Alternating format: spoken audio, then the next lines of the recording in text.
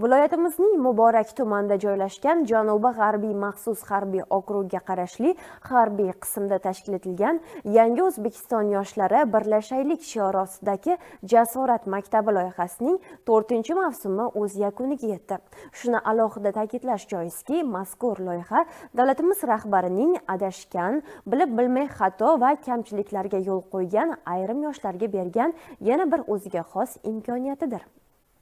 Yurtimiz bo'ylab yoshlar o'rtasida katta qiziqish uyg'ota olgan Jasorat maktabi loyihasining 4-mavsumi bugun Qashqadaryo viloyatida muhim pallaga chiqdi. Loyiha doirasida viloyatimizning tuman va shaharlaridan kelgan 120 nafarga yaqin yoshlar bugun yakuniy bosqichga yetib keldilar. Mazkur loyiha hayotini yangidan boshlashni maqsad qilgan va o'ziga kerakli ijtimoiy ko'nikmalarga ega bo'lishni niyat qilgan yoshlarni bir joyga jamladi desak mubolag'a qilmagan bo'lamiz va albatta ushbu loyihaning ahamiyatli jihati shundaki, ana shu yoshlarning qalbida harbiy vatanparvarlik ruhini mustahkamlashga va ona vatanning taraqqiyotiga o'z hissasini qo'sha olishga qodir farzandlarni tarbiyalashni maqsad qilgani bilan ahamiyatlidir. Jasorat maktabi tarbiyalanuvchilari o'zlarining harbiy intizomi, kun tartibini bajarilishi, jangovar qurol aslahalarning ko'rgazmasi va zakovat intellektual o'yinlari, 3 avlod uchrashuvlarini o'tkazish va Gulxan atrofida davra suhbati,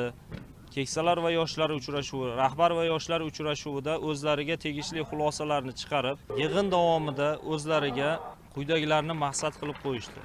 Konstitutsion majburiyatlarni ado etish, kelgusida harbiy xizmat sohasiga o'zlarini safarbar etgan holatda muddatli hamda 1 yillik xizmatlarga borishni maqsad qilib qo'yishdi. O'tkazilgan o'quv yig'ini loyihasining yopilish marosimida viloyat hokimligi mas'ullari, Janubi-g'arbiy maxsus harbiy okrug qo'shinlari qo'mondoni, Qashqadaryo viloyati davlat xavfsizlik xizmati hududiy boshqarmasi boshlig'i, viloyat ichki ishlar boshqarmasi boshlig'i, viloyat sudi raisi, viloyat harbiy prokuraturasi boshlig'i, viloyat yoshlar ittifoqi kengash raisi, yoshlar ishlari agentligi viloyat boshqarmasi vakillari, harbiylar hamda yoshlar ishtirok etishdi. Dastlab rahbar va yoshlar uchrashuvi o'tkazilib, unda mas'ullar va yoshlar savol-javob shaklida suhbatlashishdi. Yoshlardagi mavjud taklif va muammolar o'rganildi. Shuningdek, ushbu o'quv yig'ini loyihasi ishtirokchilarga qanday ta'sir etganligini ularning o'zlaridan tinglanib, kelgusi reja va maqsadlarida amaliy yordam berilishini ta'kidlab o'tishdi. Men Ko'kdala tumani Taloqtepa mahallasidan bu yerga tashrif buyurganman. Bu yerda 10 kun davomida menda juda ham taassurotlarim cheksiz, ichimga sig'maydi. Buni oddiygina til bilan ta'riflab bo'lmaydi. Bizda bu yerdagi harbiy intizom bilan, harbiy qurol-yarog', armiyamizning kuch-qudrati bilan tanishib chiqdik barchasi bilan. Bizda bularni ko'rishga imkoniyat bo'lganidan juda ham xursandmiz. Birinchidan prezidentimizga juda ham katta minnatdorchiligimni bildiraman. Hayotimda Jasorat maktabi juda ham tub burilishga sabab bo'ldi.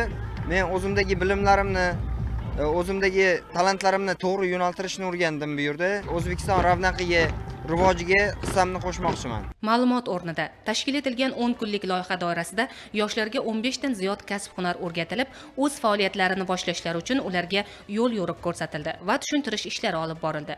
Shuningdek, ishtirokchilar turli sport hamda intellektual musobaqalarda faol ishtirok etdilar.